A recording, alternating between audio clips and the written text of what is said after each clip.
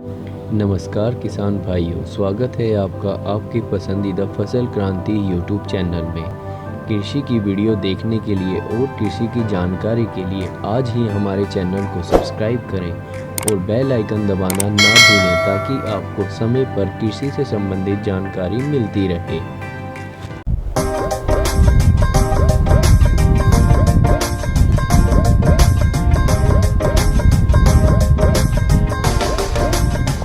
ये तो बाहर निकल जो अंदर है ना, मूली उसकी क्वालिटी दिखाता हूँ। ये छोटी मूली थी जैसे बताऊँगा अभी। चलिए तो उसी जगह कोई दिक्कत नहीं है, प्लांट्स बहुत हैं। आपकी वीडियो बहुत अच्छे से करेंगे। इस दूसरे प्लांट को कट करके बताऊँगा, ठीक है। बताऊँ, ये आप देख रहे हैं जैसा कि हमारे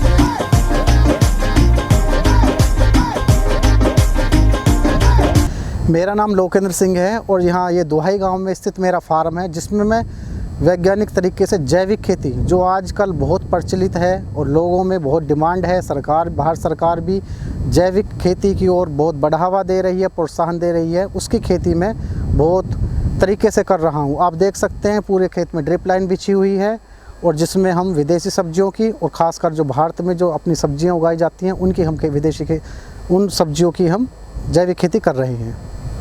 तो सर, जो उत्पादन आपका प्रोड्यूस होता है तो उसको कहीं आप बाहर भी भेजते हैं या सिर्फ गांव वाले ले जाते हैं? थोड़ा सा बताएं इस बारे में भी। देखिए, जैविक खेती जो आजकल का बहुत ही बढ़ता हुआ एक व्यापार है, युवा भी अपने खेत में जैविक खेती कर सकते हैं। इसका जो मार्केट है, जो इसका हम बाज़ार है, वो बहुत ही कम है और इसको बेचना भी एक अपने आप में बहुत बड़ी चुनौती है। विशेष रूप से मैं अनुरोध करना चाहूँगा, जो शहर के दिल्ली, मुंबई, कोलकाता, बेंगलोर या जो हमारे बड़े शहर हैं, उनके आसपास के जो किसान हैं वो अगर जैविक खेती करें तो मुनाफा कमा सकते हैं। हालांकि दूर दराज के किसान भी इससे अच्छा मुनाफा प्राप्त कर सकते हैं, क्योंकि शहरों में एक पढ़ा लिखा वर्ग अपने स्वास्थ्य के प्रति बहुत सचेत है और वो जैविक सब्जियां खाना बहुत पसंद करता है। और उसमें मैं ये संस्तुति देना चाहूँगा इस बात की कि जैविक खेती जब भी आप करें तो एक बड़े पैमाने पर ना करके छोटे पैमाने पर शुरुआत करें और उसमें एक तरह की सब्जी ना लगाएं। अगर आप सब्जियों की खेती करते हैं तो एक तरह की सब्जी ना लगाएं, कम से कम इसमें जो हमारे सब्जियों के 3 सीज़न होते हैं साल भर के, उसमें 10 से 16, 18, 20 तरीके की सब्जियां लगाएं। क्योंकि जब भी आपका मार्केट में सब्जी जाएगा, प्रोड्यूस जाएगा, तो वो 5 किलो 10 किलो हर सब्जी जाएगी, जिससे कि आपका 4 से 5 क्विंटल प्रतिदिन का आपका रूटीन बन जाएगा। तो तब आप अच्छा मुनाफा कमा सकते हैं। बिल्कुल सर, कुछ किसानों की अवधारणा ये है कि जैविक खेती में उत्पादन कम मिलता है। आप इस बात से कहाँ तक सहमत हैं? नहीं, मैं इस बात से बिल्कुल भी सहमत नहीं हूँ। खासकर सब्जियों की बात करें, देखिए मेरा अनुभव पहला सब्जियों के साथ है, तो इसमें बिल्कुल भी ऐसा सत्य बात नहीं है कि उत्पादन कम होता। आप मेरे सब खेत में देख सकते हैं, ये बिल्कुल जैविक तरीके से सब्जी उत्पन्न की गई है और इसमें कहीं भी आप उत्पादन कम नहीं पाएंगे। जैसा हम रासायनिक खेती में करते हैं वैसा ही उत्पादन होता है। हालांकि कुछ समस्याएं जरूर आती हैं, थोड़ी मेहनत ज़्यादा करनी पड़ती है हमें। रासायनिक खेती के मुकाबले से मेहनत थोड़ी ज़्यादा है, क्योंकि रेगुलर आपको खाद देना है। कोई भी अगर ग्रोथ ना हो रही हो तो कौन सा खाद किस समय पर कैसे दें, उसकी आपको भरपाई करनी है और उत्पादन में कोई कमी नहीं आती है। सर, आपको देखकर किसान इंस्पायर हो रहे होंगे। अगर कोई किसान ट्रेनिंग आपसे लेना चाहे तो क्या आप ट्रेनिंग भी प्रोवाइड करते हैं? हाँ, हम जैविक खेती के बारे में ये देखिए बहुत अच्छी हम यहाँ प्रशिक्षण देते हैं और अच्छे लेवल पर हम उन किसानों को उसका जो विज्ञान है जैविक खेती का वो भी समझाते हैं। आखिर जैविक खेती क्यों करनी चाहिए और कब कैसे धैर्य बनाए रखें, जैविक खेती में समस्याएं क्या आती हैं, उनका समाधान क्या है और निरंतर आगे तक जैविक खेती का अच्छा उत्पादन कैसे ले सकते हैं, ये हम सारा अपने प्रशिक्षण में हम यहाँ किसानों को समझाते हैं। और जो भी उत्पाद, चाहे वो वृद्धि को बढ़ाने वाले हों, फसल को बढ़ाने वाले हों, या हमारे जो कीड़े बीमारियां उनको रोकने वाले हों, उन अच्छी गुणवत्ता के उत्पाद हम कहाँ से मिल सकते हैं, उनका इस्तेमाल कैसे करें हम और उनसे कैसे रुक सकती है, वो पूरा कॉन्सेप्ट हम सब प्रशिक्षण जो हमारे यहाँ प्रशिक्षण लेने आते हैं उनके सामने सारी चीज़ें क्लियर करते हैं। तो ये बहुत महत्वपूर्ण है कि ट्रेनिंग लेने के पश्चात ही जैविक खेती करें, क्योंकि बहुत से किसान भाई या बहुत से लोगों की अवधारणा है कि 4 गाय पाल लें और जैविक खेती शुरू कर दें। मैं इस चीज़ को गलत नहीं कह रहा हूँ, लेकिन और नीम के पत्ते घोलें और उसको डाल दें, ये कुछ समय तक के लिए कहें या कुछ, ये जैविक खेती का हिस्सा है, लेकिन ये पूर्णकालिक या पूर्ण तरीके से हिस्सा नहीं हो सकता। क्योंकि देखिए बहुत सारी बीमारियां, बहुत सारे कीड़े हैं, ग्रोथ है, न्यूट्रिएंट है। एक बहुत बड़े पैमाने पर जब आप रासायनिक खेती से जैविक खेती की तरफ आते हैं तो उन सब की ज़रूरत पड़ती है। और किसान जो कि उसको सारी जानकारी या जो नई तरीके से जैविक खेती शुरू करना चाहता है, उसको नई तरीके से ये सारी चीज़ें पता नहीं होती हैं कि कहाँ किस चीज़ का इस्तेमाल करें। तो हम उन्हीं चीज़ों का प्रयोग किस समय पर कैसे कैसे करें और कहाँ से वो मिल सकती हैं, उनके बारे में हम पूरे अच्छे से समझाते हैं। जी, हमारे पीछे सर देख रहा हूँ कि गोभी या फिर जो भी सब्जी है वो अलग रंग की दिख रही है, थोड़ा सा उसके बारे में मैं जानना चाहूँगा। अपने सहयोगी इमरान जी से चाहूँगा कि वो थोड़ा सा और नज़दीक से दिखाएं। जी, आप देख सकते हैं, मैं आपको दिखा दूं, जो जैसे मैंने विदेशी सब्जियों की बात करी, इमरान जी आप देख सकते हैं लेटूस लगा हुआ है। ये लेटूस की आइसबर्ग वैरायटी है, पीछे आपके लेटूस है वो, ये देखिए कितना सुंदर और कितनी अच्छी क्वालिटी का लेटूस है। बिल्कुल सर। और टेम्परेचर भी इस समय देख रहे हैं जैसा कि आप बढ़ रहा है, तो टेम्परेचर का भी इसके ऊपर प्रभाव कम है। अगर ये रासायनिक खेती में होता तो ये अभी तक इसकी जो क्वालिटी है वो डाउन हो गई होती, यानी पत्तियां मुरझाई होती और इसमें मतलब बोल्टिंग शुरू हो गई होती और इसमें कसैलापन आ जाता है टेस्ट में, लेकिन वो नहीं है क्योंकि जैविक पद्धति से तैयार किया गया। सर हम अपने सामने देख रहे हैं कि लेटूस बहुत हरा हरा है, जबकि हम देख रहे हैं टेम्परेचर बढ़ रहा है, इसके बावजूद पत्तियां मुरझा नहीं रही हैं और हरियाली ज्यों की त्यों बनी हुई है। थोड़ा सा लेटूस के बारे में बताएं, इतना हरा भरा क्यों है और इसके बेनिफिट भी सर बताएं कि स्वास्थ्य को लेके इसके क्या क्या फ़ायदे हैं। लेटूस जो एक विदेशी सब्जी है और हमारे यहाँ मुख्यतः सर्दियों में उगाई जाती है, तो लेटूस आप इसका हरा भरा होने का, इसका एकदम अच्छा आकर्षक रूप जो देख रहे हैं आप, उसका कारण यही है कि हमने इसमें जैविक बायोगैस सैलरी का इस्तेमाल किया है। बायोगैस सैलरी एक अपने आप में पूर्ण न्यूट्रिएंट है, पूर्ण न्यूट्रिएंट युक्त एक खाद है, उसका इस्तेमाल किया हमने इसमें। और इसमें हमने विभिन्न प्रकार के नाइट्रोजन, फास्फोरस और पोटास के जो कंसोर्सियाँ हैं उनका इस्तेमाल किया हमने। और जो कीड़े बीमारी ना आए उसके लिए भी हमने बहुत अच्छी गुणवत्ता के हमने बायोपेस्टिसाइड का इस्तेमाल किया। और सबसे बड़ी चीज़ है लेटूस के पोषक तत्व, इसमें बहुत अच्छी मात्रा में फाइबर पाया जाता है जो हमारी पाचन शक्ति को और हमारे जो पेट संबंधी बीमारियां उनको दूर करता है। तो लेटूस को कच्चा खाया जाता है, सलाद के रूप में खाया जाता है और लोग इसको बहुत पसंद करते हैं अपने सलाद में। और जैसे कि आप ये देख रहे हैं कैबेज है, बंद गोभी, इसका भी बहुत अच्छी गुणवत्ता है। इसको भी लोग आजकल मार्केट में, रेस्टोरेंट में, 5 स्टार होटल्स में फास्ट फूड का बहुत प्रचलन है। तो इसमें पत्ता गोभी में आप इसको अच्छे से इस्तेमाल करते हैं सभी फास्ट फूड्स में। इसकी सर वैरायटी कुछ अलग दिख रही है मुझे। हाँ, ये पत्ता गोभी से पत्ता गोभी ये आप देख सकते हैं 2 तरह की वैरायटी है। ये हमारा पूसा संस्थान से लिया गया ये हाइब्रिड है। अच्छा। हाँ, ये बहुत अच्छी क्वालिटी का हाइब्रिड है। और अब भी ये देखिए कि ये जबकि सर्दियों की क्रॉप है और ये गर्मी आ गई है अब मार्च में, जैसे कि टेम्परेचर बढ़ रहा है। फरवरी तो बहुत 120 साल में बताते हैं कि सबसे ज़्यादा तापमान वाला महीना था, उसके बावजूद भी ये इसमें बहुत अच्छा हेड बन रहा है। और जैसे जैसे ग्रोथ करेगा, आप इस लाइन में भी देख सकते हैं सभी ये हेड बन चुके हैं इसके। और ये आप एक नई क्रॉप देख रहे हैं, लाल गोभी, रेड कैबेज बोलते हैं इसको, और ये गांठ गोभी, नोल खोल, ये 2 क्रॉप भी अपने आप में बहुत अच्छा मार्केट में डिमांड रखती हैं। और ये गांठ गोभी, विशेषकर रेड कैबेज, ये फास्ट फूड में इसका बहुत इस्तेमाल किया जाता है, रेस्टोरेंट में, मॉल्स में इसको सिंगल पैकिंग के द्वारा इसको बेचा जाता है। और अगर हम जैविक खेती की बात करें तो जैविक खेती का इसकी गुणवत्ता अपने आप में ही बहुत अच्छी है। आप उधर देख सकते हैं कि उधर इसका पूरा हेड बन चुका है, उसमें हम आपको दिखाएंगे। वो ये देखिए फूल गोभी इस टेम्परेचर पे भी कितनी अच्छी बन रही है हमारी। ये देखिए, ये आप देख सकते हैं इसमें।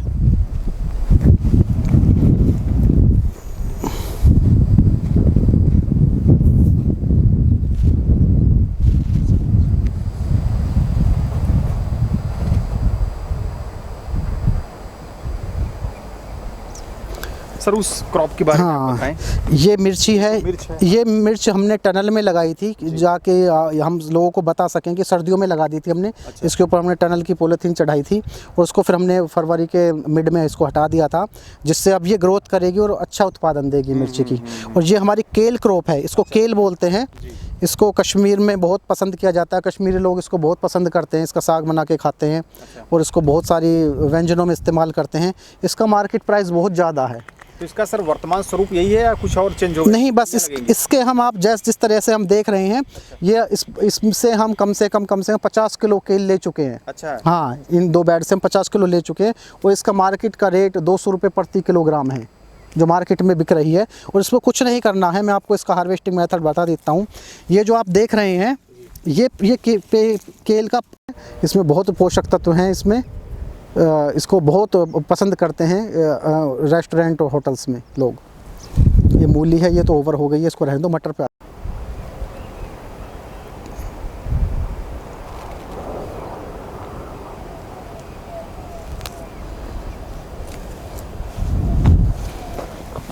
नीचे आगे भाई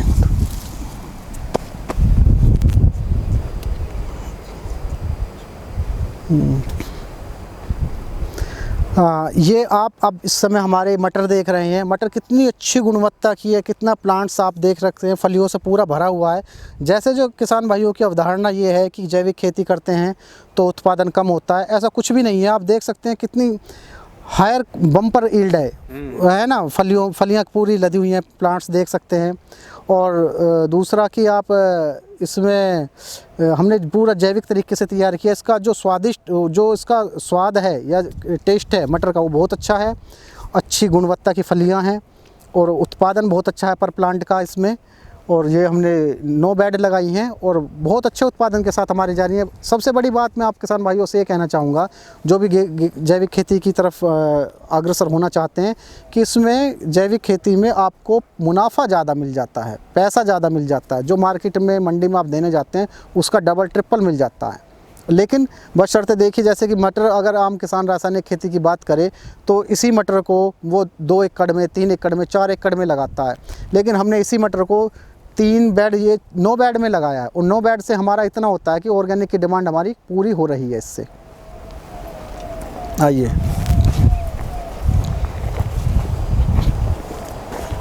ये चुकंदर है,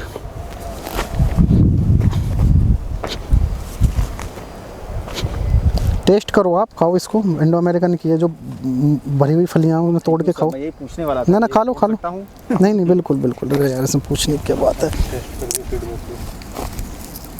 देखो, लाजवाब भाई, ये देखो, बहुत मीठा,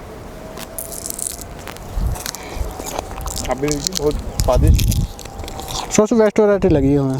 नहीं, वाकई सर बहुत।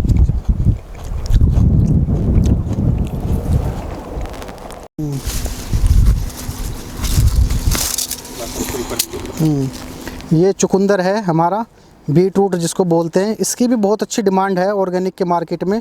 और इसका जो टेस्ट है ऑर्गेनिक में और इनऑर्गेनिक में, वो बहुत ही आपको अंतर मिलेगा। जो इसका स्वीटनेस वो ऑर्गेनिक में ही आता है, जैविक खेती में ही इसका स्वीटनेस आता है। और मार्केट में भी इसकी डिमांड जैविक खेती के द्वारा उगाए गए चुकंदर की ही ज़्यादा होती है।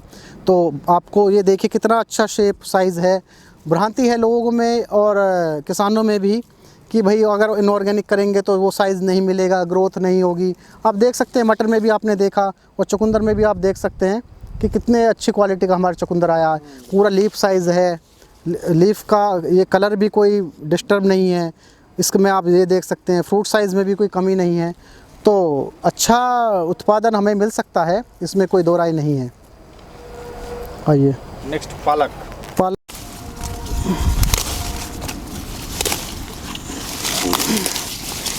बस अब देखिए, अब मैं बताऊंगा। ये पालक की क्रॉप है हमारी, ऑर्गेनिक तरीके से उगाई हुई। और पालक की जो फसल है, जितनी भी पालक, क्या मैं कहूँ, जितनी भी पत्तेदार सब्जियां हैं, उनमें मैं तो ये रिकमेंड करूँगा कि रासायनिक खादों का बिल्कुल भी प्रयोग ना किया जाए, क्योंकि इसमें 99% पानी ही होता है एक तरह से देखा जाए तो पालक की फसल में। और ये जो इसमें जो बिल्कुल सक्यूलेंट क्रॉप होती हैं, और जितना हम केमिकल देते हैं वो सीधा आपके पत्तों में आ जाता है। किसी भी तरह का रसायन हो, कीटनाशी हो या रासायनिक खाद हो, वो सीधा पत्ते में आता है और वो पत्तों में, और आप उसके पत्ते इस्तेमाल करते हैं तो सीधा वो आपके शरीर में प्रवेश करता है। यदि आप इसका जैविक विधि से उत्पादन करेंगे तो किसी भी तरह का रासायनिक कीटनाशक आपके शरीर में नहीं जाएगा और आप विभिन्न तरह की बीमारियों से सीधे सीधे बच जाएंगे। तो सर एक सवाल और बनता है जी कि कुछ कंपनियां जैविक उर्वरक या फिर कीटनाशक का निर्माण कर रही हैं जी, तो क्या अच्छा होगा किसान खुद जीवामृत जैसा जैविक उत्पाद अपने घर तैयार करे या फिर कंपनी से ले? जी मैं तो ये कहूँगा कि जो जैविक खेती करने वाले जितने भी किसान हैं वो अपने खेत पर ही जैविक खेती के से संबंधित जितनी भी सामग्री है खेत पर ही बनाएं, और कुछ सामग्री ऐसी है जो नहीं बना सकते हैं किसान, उनको बाज़ार से ख़रीदें तो ये सबसे ज़्यादा अच्छा रहेगा, क्योंकि वो बहुत ही ज़्यादा कीमत के होते हैं वो जैविक कीटनाशी भी और जैविक खाद भी, तो उनका इस्तेमाल ना करें। जैसे कि मैं आपको बताऊं, हम गोबर का या कचरे का और बायोगैस सैलरी का, केंचुआ खाद का, इसका ही इस्तेमाल जैविक खेती में ज़्यादातर होता है और ये अमूमन किसान के खेत पर ही उपलब्ध रहता है सारी चीज़ें। और अगर वो पशु भी पालता है, क्योंकि बिना पशुओं के तो जैविक खेती हो नहीं सकती, तो पशुओं से इस्तेमाल करता है। और उसके खेत के आसपास नीम के पेड़, आक, धतूरा, जिसको हम कीटनाशक इस्तेमाल के रूप में इस्तेमाल करते हैं, भांग, इन सब का इस्तेमाल किया जाता है। और जो फंजीसाइड हैं, कुछ मैं कहूँगा कि कुछ कंपनियाँ अच्छे फंजीसाइड बना रही हैं जैविक, जैसे कि हम विशेष रूप से एक कवकनाशी में ट्राइकोडर्मा का इस्तेमाल करते हैं। तो आज का ट्राइकोडर्मा पाउडरी फॉर्म में भी, पाउडर के रूप में भी, और लिक्विड के रूप में भी, द्रव के रूप में भी आ रहा है। तो द्रव के रूप में मैंने पूरे खेत में ट्राइकोडर्मा विरिडी का इस्तेमाल किया है, जो बहुत ही अच्छी क्वालिटी का है, वो इस्तेमाल करें। मटर में मैंने आपको मटर दिखाया, तो मटर में पाउडरी मिल्डू, डाउनी मिल्डू तरह की 2 बीमारियाँ आती हैं, लेकिन मैंने एक स्प्रे किया था इसमें ट्राइकोडर्मा विरिडी लिक्विड का, और जिससे बिल्कुल 0 बीमारी हो गई। तो किसान थोड़ा परेशान हो जाते हैं, क्योंकि समस्याएं बहुत सारी हैं खेती में, और तो किसान परेशान होने की बिल्कुल ज़रूरत नहीं है। यहाँ धैर्य के साथ काम लें। और ये बीमारियाँ ऐसी बात नहीं मेरे खेत में नहीं है या मैंने पूरा कंट्रोल कर लिया है, ऐसा कुछ नहीं है। ये बीमारियाँ आती हैं, कीड़े भी आएंगे, बीमारी भी आएंगी, लेकिन ये पहले 1-2 साल में रहेंगी, फिर उसके बाद धीरे धीरे आप बिल्कुल भी इस्तेमाल ना करें कीटनाशी और खरपतवारनाशी रासायन रूप में, ये धीरे धीरे अपने आप चली जाएंगी। जब आपके खेत में जैविक पदार्थ की मात्रा बढ़ जाएगी, जीवांश बहुत मिट्टी में अधिक हो जाएगा, और आपका जो हमारे मित्र कीट है उनकी संख्या बढ़ जाएगी, जो हानिकारक कीटों को खाने वाले कीट हैं उनकी संख्या बढ़ जाएगी, तो पूरा आपका फार्म बहुत अच्छे से जैविक फॉर्म में बदल जाएगा। और आप इसका सर्टिफिकेशन भी करा सकते हैं PGS इंडिया, PGS ग्रीन का, तो उससे भी आप उस सर्टिफिकेट द्वारा तो आपका मार्केट बहुत सुनिश्चित हो जाएगा और आपका उत्पाद कोई भी खरीदने के लिए तैयार हो जाएगा। जी आपको ये तो बाहर निकल, जो अंदर है ना मूली, उसकी क्वालिटी दिखाता हूँ। ये छोटी मूली की, जैसे ये है छोटी मूली, अंदर है, ये देखिए कोई स्पंज नहीं है इसके अंदर। जी जी, देख रहे हैं? हाँ, नंबर 1। ये तो मूली तो रहती है ऐसी, कोई दिक्कत नहीं है इसमें, स्पंज नहीं है, खोखलापन। इस समय की मूली उखाड़ के देखो ना, खोखलापन आ जाएगा है, और स्पंज बन जाता है, और टेस्ट नहीं रहता इसमें, बिल्कुल वाइट है, बेस्ट क्वालिटी है मूली की, जिसको हम यूपी ईस्ट वाले रूढ़ बोलते हैं। हाँ हाँ हाँ हाँ हाँ। तो ये बहुत अच्छी, टेस्ट इसका बहुत अच्छा है ना। मैं इसी को बताऊंगा इसके बारे में ही। बिल्कुल।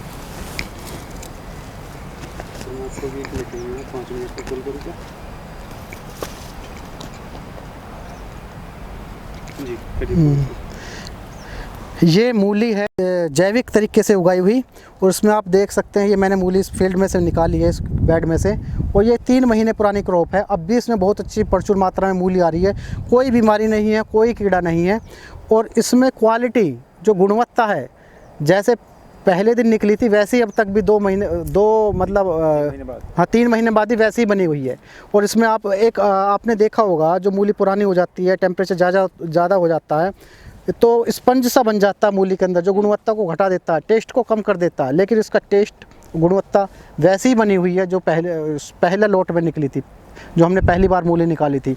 इस वजह से इसका मार्केट प्राइस भी बहुत अच्छा मिलता है ऑर्गेनिक में, और टेस्ट जो इसका स्वीटनेस है या कह लो, या तीखापन कह लो, जो मूली का कैरेक्टर वही निकल के आता है इसमें। और आप देखिए, इसको भी लीजिए आप, ये हमने जो खाद डाल रखी है, देखो ऑर्गेनिक, ये ना, ये देखिए, ये गोबर पड़ा हुआ है, बायोगैस सैलरी, ये देखिए आइए आप एक बार मेरे पास, ये देखिए, ये इसको शूट कीजिए, बायोगैस सैलरी को। हाँ हाँ, इसका और मीठा होगा उनसे। अच्छा। हाँ, ग्रीन लेना, पकी मूवी मत लेना, क्योंकि जैसे जैसे एज हो जाती है ना, थोड़ी सी पक जाती है, चाहे कोई सी भी वैरायटी हो। बताइए सर इसके बारे में। ये आप देख रहे हैं, हमने इसमें बायोगैस सैलरी डाली है मटर के खेत में, हर प्लांट की जड़ में इसमें कम से कम 200 ग्राम बायोगैस सैलरी डाली है, 200 से 250 ग्राम, जिसके कारण इसकी गुणवत्ता अभी तक बनी हुई है। वो प्लांट वैसा ही हेल्थी नज़र आ रहा है। ये देखिए, वह जो पहले था, जबकि रासायनिक खेती में ऐसा नहीं है। अगर आप 2-3 हार्वेस्ट कर लेते हैं तो प्लांट का जड़ें छोड़ देता है, प्लांट सूखना शुरू कर देता है, जबकि इसमें पूरा हरापन है। ये देखिए, पूरी फलियों से लदा हुआ है। ये देखिए, ये इसका बनाइए, है ना, ये पूरा प्लांट फलों से लदा हुआ है इस समय। ये देखिए, अब भी इसमें बहुत कई कुंटल माल इसमें हमारे 3 बेड में है। सही बात। ये चाइनीज़ कैबेज है, ये चाइनीज़ कैबेज है जिसका मार्केट में बहुत अच्छी वैल्यू है, और सलाद पत्ता के रूप में इसको खाया जाता है। खासकर बड़े शहरों में इसका बहुत इस्तेमाल है। अभी जो मार्केटेबल प्राइस है इसका, वो मैं आपको बताता हूँ। इसका इस तरह से हम इसको निकालते हैं। ये कम से कम 2.5 से 3 किलो का इसका एक पीस होता है। और जब मार्केट हम इसको भेजते हैं तो पहले इसकी अच्छे से सफाई कर लेते हैं, ताकि कोई गंदगी वगैरह ना रहे, कोई कीड़ा ना रहे, क्योंकि जो देखिए बिल्कुल भूमि से सटा हुआ इसका पत्ता है, तो कुछ कीड़े वगैरह इसके आ जाते हैं। इस तरह से हम इसको, अभी तो मैं हाथ की सहायता से कर रहा हूँ, अदरवाइज़ अन्यथा तो इसमें हम चाकू का या दराती का इस्तेमाल करते हैं। तो इसको 1 से 1.5 किलो जो इसका जब वेट हो जाता है तो मार्केट में जाने लायक होता है।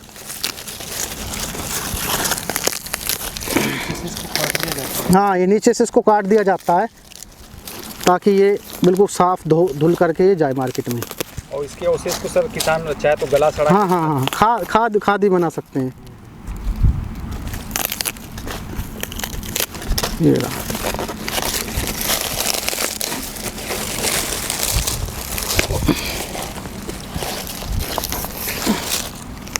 ये आपका 1 किलो के आसपास का 1.25 किलो का पीस हो गया, जो मार्केट में ये जाता है इस तरह से।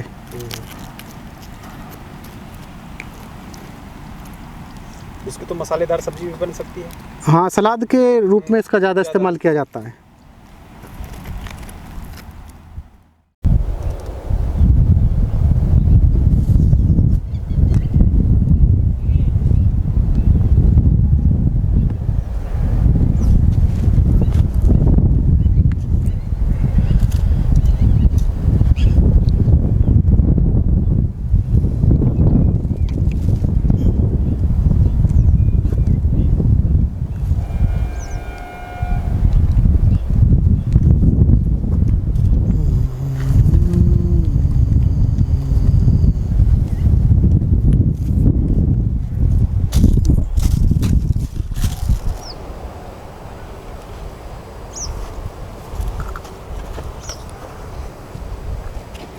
जैसे कि सर्दियों की सब आप देख रहे हैं, सर्दियों की सब्जियां अब बिल्कुल ख़त्म होने के कगार पर हैं, तो हमने अब नई फसलों की तैयारी शुरू कर दी है। देखिए, एकदम तो ये बिल्कुल फील्ड चेंज नहीं हो सकता, हम धीरे धीरे ही इसको बदलेंगे फील्ड को। अब कुछ सब्जियां जिनकी बेड इसमें ब्रोकली लगी हुई थी पहले, उनकी बेड ख़त्म हुई, तो हमने इसमें ये जुकनी लगाई है, जो पीले और हरे कलर की होती है, समर स्क्वैश बोलते हैं जिसको। अब गर्मियों की सब्जी है, अब ये हमारा 90 दिन में, 90 से 110 दिन में तैयार होकर आ जाएगी। इसकी पौध लगाई हुई है। इधर हमने शिमला मिर्च लगाई हुई है, इसकी भी हमने बनाई पौध हमने फार्म पे पौध बनाई थी, तो वो लगाई हुई है। तो ये दोनों सब्जी हमने इसमें लगाई हुई हैं। आगे भी अब हमारे देख रख सकते हैं, काफ़ी बेड तैयार हो रही हैं, तो उनमें हम घिया, तोरी, टिंडा, करेला, ककड़ी, खरबूजा और स्वीट कॉर्न, बेबी कॉर्न, ये सारी चीज़ों की तैयारी हम कर रहे हैं।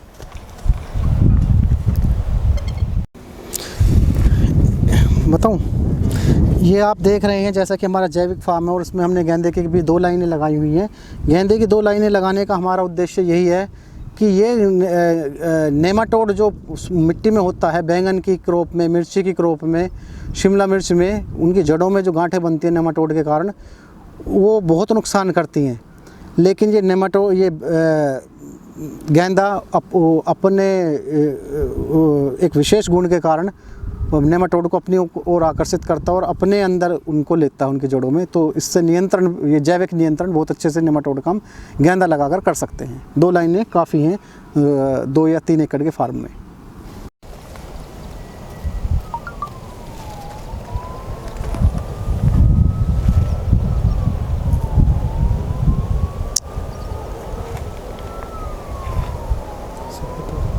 ये ब्रोकली है जो विदेशी सब्जियों में जिसकी बहुत अच्छी महत्ता है और बहुत अच्छा इसका मूल्य मिलता है मार्केट में। जैसा कि अब हमारा मार्च का महीना आ गया है और इसकी क्रॉप पूरी अब ख़त्म होने के कगार पर है, लेकिन कुछ प्लांट जो हमने देर से लगाए थे वो भी अब भी अच्छी गुणवत्तापूर्वक अपना जो है हेड बना रहे हैं और जो ऑर्गेनिक फॉर्म में। अदरवाइज़ तो रासायनिक खेती में तो ऐसा हम सोच भी नहीं सकते कि मार्च के महीने में ब्रोकली हम इस कंडीशंस में देख सकें।